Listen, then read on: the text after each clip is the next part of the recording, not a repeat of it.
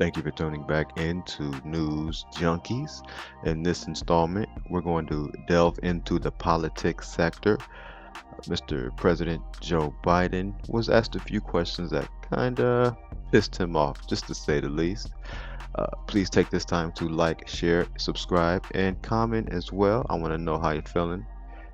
And with that being said, let's get this fixed. No, thank you, and I'll take some questions. President Biden, something the special counsel said in his report is that one of the reasons you were not charged is because, in his description, you are a well-meaning elderly man with a poor memory. I'm well-meaning, and I'm an elderly man, and I know what the hell I'm doing. I've been president. I put this country back on its feet. I don't need his recommendation. It's How totally bad is your memory, and can you continue as president? My memory is so bad I let you speak. Damn, son. That's cold. Biden is on one. He's tired of people asking him about his age and his ability to function as president. I can understand the emotion, but I see both sides on this one. Let's go. That's your memory has gotten worse, Mr. No, President? my memory is not good. My memory is fine. My memory, take a look at what I've done since I become president. None of you thought I could pass any of the things I got passed. How'd that happen? You know, I guess I just forgot what was going on. Yeah, all right. My man's got jokes now. But I don't blame him, because they're asking him the same question in different ways. And it doesn't stop there. They're going to keep asking him the same questions in different ways. Let's go. Mr. President. Voters have concerns about your age. How are you going to assuage them? And do you fear that this report is only going to fuel further concerns about your age? Only by some of you. Mr. President, Cleared up criminal liability today, but do you take responsibility for at least being careless with classified material? I take responsibility for not having seen exactly what my staff was doing. It goes in and points out things that appeared in my garage, things that came out of my home, things that were moved not by me, but my staff. Mr.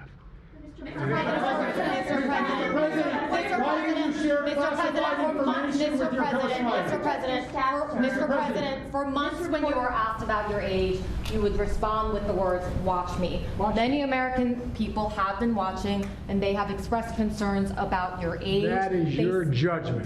That is your judgment. That is not the judgment of the press. They express concerns about your mental acuity. They say that you are too old. Mr. President, in December, you told me that you believe there are many other Democrats who could defeat Donald Trump. So why does it have to be you now? What is your answer to that question? Because I'm the most qualified person in this country to be President of the United States and finish the job I started. Do you believe that lies? Why are you confusing the names of world leaders? Thank you, everyone. Thank you very much. I did not share classified information. I did not share it. With your ghostwriter. With my ghostwriter, I did not. Guarantee you did not. But the special counsel said in the no, report he that he did not say that. Okay. He did not say that. But Mr. President, Let me answer your question. The fact of the matter is, what I didn't want repeated, I didn't want him to know, and I didn't read it to him, was I had written a long memorandum to President Obama why we should not be in Afghanistan. And I was multiple pages. And so what I was referring to, I said classified. I should have said should be private, because it was a contact between the president and the vice president as to what was going on. That's what he was referring to. It was not classified information in that document. That was not classified.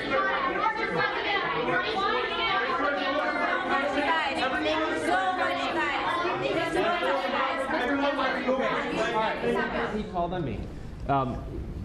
When you look back at this incident, is there anything you would do differently now?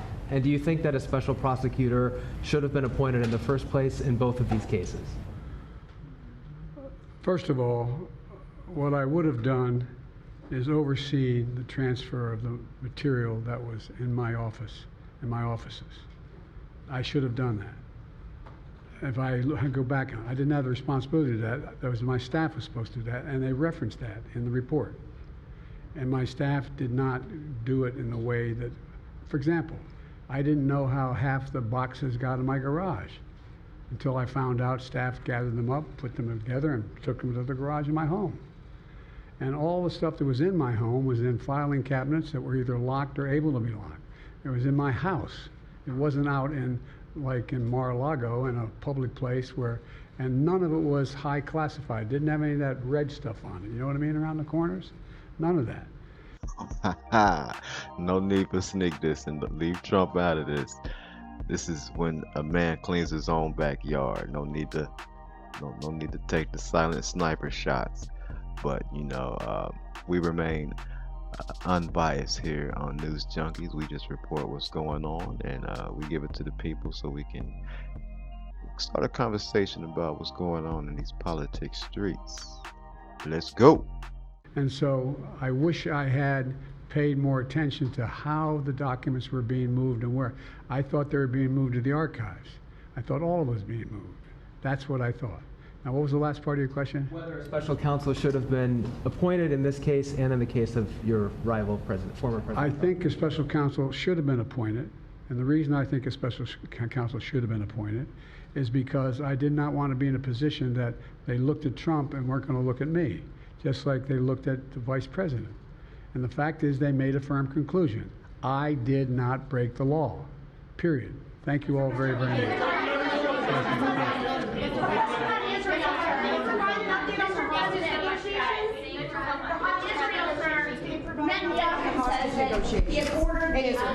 The hostage negotiation, look.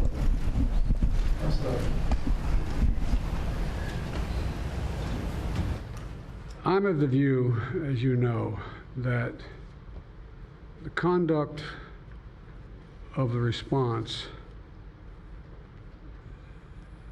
in the Gaza Strip has been over the top. I think that, as you know, initially the president of Mexico, Sisi, did not want to open up the gate. Mexico? ¿Qué? Ay, cabrón, no mames, güey. Dios mío. Lo siento. I follow you. I know what you're saying, man, but damn, that's what they talking about, Biden. Let's go. To allow humanitarian material to get in. I talked to him. I convinced him to open the gate. I talked to Bibi to open the gate on the Israeli side. I've been pushing really hard to get humanitarian assistance into Gaza. There are a lot of innocent people who are starving, a lot of innocent people who are in trouble and dying, and it's got to stop, number one. I was also in a position that I'm the guy that made the case that we have to do much more to increase the amount of material going in, including fuel, including other items. I've been on the phone with the Qataris, I've been on the phone with the Egyptians, I've been on the phone with the Saudis to get as much aid as we possibly can into Gaza. There are innocent people, innocent women and children who are also in badly in need of help. And so that's what we're pushing. And I'm pushing very hard now to deal with ceasefire because, I've been working tirelessly in this deal. How can I say this without revealing it? To lead to a sustained pause in the fighting, in the actions taking place in the Gaza Strip. And because I think if we could get the delay for that, the initial delay, I think that we would be able to extend that so that we could increase the prospect that this fighting in Gaza changes. There's also negotiations. You may recall, in the very beginning, right before Hamas attacked, I was in contact with the Saudis and others to work out a deal where they would recognize Israel's right to exist, make them part of the Middle East, recognize them fully in return for certain things that the United States would commit to do. And the commitment that we were proposing to do related to two items. I'm not going to go in detail, but one of them was to deal with the protection against their arch enemy to the northwest, northeast, I should say. The second one, by providing ammunition and material for them to defend themselves. Coincidentally, That's the time frame when this broke out. I have no proof what I'm about to say, but it's not unreasonable to suspect that the Hamas understood what was about to take place and wanted to break it up before it happened. Thank you, everybody. We're going to need everybody to hold for a moment. Well, there you have it. President Biden gets pissed over being questioned about his age and being competent enough to run the country. But that's not up for me to decide. That's up for the people to start the conversation, get the dialogue going. Once again, I do want to thank you for tuning in to News Junkies. Please like, share, and subscribe, and make sure you comment as well so we can get the dialogue rolling. Blessings. And until the next time, I'll see ya when we need that fix. Peace.